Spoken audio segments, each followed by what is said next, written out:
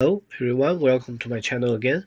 Today I'm going to introduce you the tool to help you code faster and to assist you through all the procedure of coding. The name is called Code GPT. It can be searched from the extension store in VS Code. The one thing I want to mention to you first is that you need to pay attention. There may be some other extensions which share the similar names. I think when you focus on the download amount, like this official extension has over 1.2 million downloads already. So I recommend you to check carefully. And of course, if you want to explore other similar tools, you can do it. But if you want to, first of all, find the most popular one, you can choose it with careful examination. Just do not, for example, like this one. Um, it has the same logo, but it does not mean the same thing. So let's come back. First thing you need to install it, and it will be ready. Having it installed, on the left hand side you can choose it, code GPT chat, and this is the interface. You have many different options. For example, if you choose a provider, you can choose LM Studio or Groq. These two are the interface or the large language model source I prefer now, because LM Studio I can interact with my local models. Groq, I can interact with the Groq interface to leverage the LPU calculation. It is very fast. But if you want to use Groq, you need to get the API key. Get the Groq API keys. It's very intuitive. You just go to their website. If you have not registered yet, just register and go to the API key section and create one.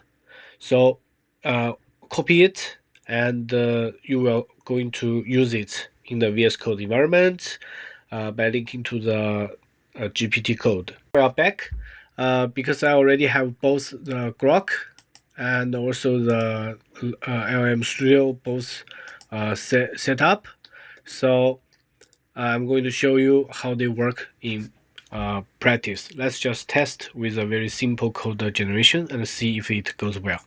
Interact with LM Studio in local environment. The first thing is to open LM Studio and choose a model that you prefer.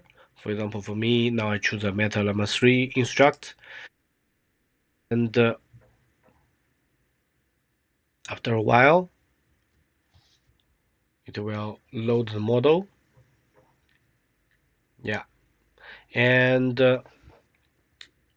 after starting the server, it is ready to go. Back to the VS Code environment. Let's see here.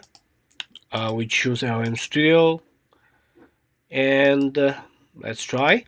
Okay, write a Python snake game. Okay, so it just starts writing the code. The speed is quite okay because it is a small size model in my local environment. And I just created this Python file. And you see, when you go back to the top, there is an option. You can either copy and paste the code here, or you can directly insert the code. Let's try insert. Okay, the code goes to the right hand side. So let's try it. After installing the Pygame package and run the code, I see this pop-out window. Let's try if it works. Yeah, it works very well, and the speed is okay. Some time ago I tried with ChatGPT, and sometimes the result of this Pygame either has very fast speed, or the interface is not very well. It's not like this. So I think we have a success with LM Studio. Let's see. Okay. It cannot just go past the right border and emerge again from the left. Yeah, so let's stop here and let's try Groq. Let's choose the other option. It's called providers. Let's go to Groq. Okay, you can of course choose a model that it now supports. For example, now I choose a Llama 370B. Okay, because I already have my API set up, so it should work. Okay, I just copy the same prompt. Let's try. It's super fast. This is one of the advantage of it. Okay, just to save time, I'm going to directly insert the code to replace the old code. Now let's try again to see if it works. Okay, it is working. Let's see. Okay, let's get it. Yeah, it's okay. Some special case like what I just did. It still has some problem like when you hit a wall, it does not show a prompt. Yeah, you just restart the game. So in general, both code work. Yeah. And furthermore, if you want to understand the code on the right hand side, or you want to change something, the most direct way is to select the code you want. You want to change, you want to do any action, right click, and then you are going to see Code GPT explain, refactor document, find the problems, unit test. Okay, there are so many options. For example, let's try the explain Code GPT. Okay, so the code just go to the left hand side, and you can see the explanation just goes on and on. Okay, so it is very convenient. Let's see if we can do the unit test.